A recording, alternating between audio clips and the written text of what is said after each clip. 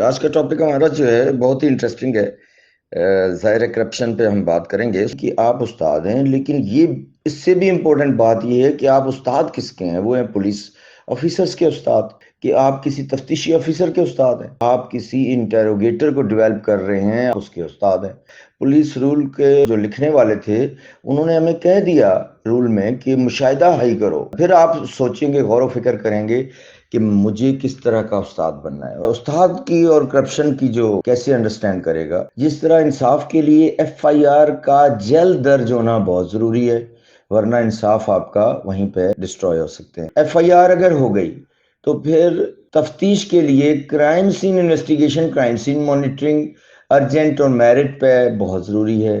اگر وہ نہ ہو سکی تو پھر جو ہے آپ کا فیکٹس سارے ضائع ہو جائیں گے۔ اسی طرح کرائم سین انویسٹیگیشن کی بنیاد کیا ہے آپ کو پتا ہے؟ اگر گلوز اور ہیڈ اینڈ فٹ کور اور کرائم سین ٹیپ نہیں لگی ہے تو آپ کا کرائم سین مانیٹر نہیں ہو سکے گا، آپ کے یہ پہلے دونوں ایکٹ ہیں وہ بھی ختم ہو جائیں گے۔ اسی طرح سیم پولیس افیسر کا استاد ہونے کے لیے ضروری ہے کہ آپ کو سخت ٹرم پہ جانا پڑے گا۔ استاد ویسے ہی سوشلی بھی استاد دے سکتا ہے، لے نہیں سکتا۔ کسی پرسنل گین، کسی گریٹیفیکیشن، کسی چیز پہ اس کی نظر نہیں ہو سکتی۔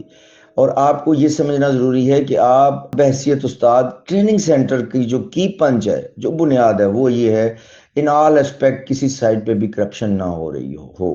اگر یہ چیز ہی خالی رک جائے، باقی چیزیں آبزرویشن، مشاہدے سے ان کی ہائے ہو سکتی ہیں، تھوڑا سا ان کو سکلز دیں گے وہ بہت آگے جا سکتے ہیں۔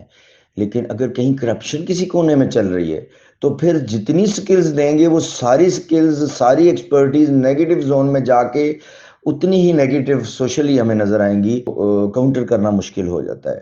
تو آپ کو انڈرسٹینڈ کریں اپنے آپ کو کہ آپ استاد ہیں، اور کسی صورت بھی آپ کے ذہن میں باڈی لینگویج سے کسی بھی شیپ میں گریٹیفیکیشن کا کنسپٹ نہ ہو، جو ایگزیکٹلی 3 سال سزا ہے اس کی۔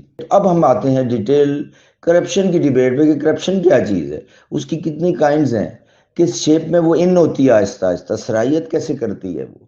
تو اب ڈیٹیل ہم ڈیبیٹ کریں گے۔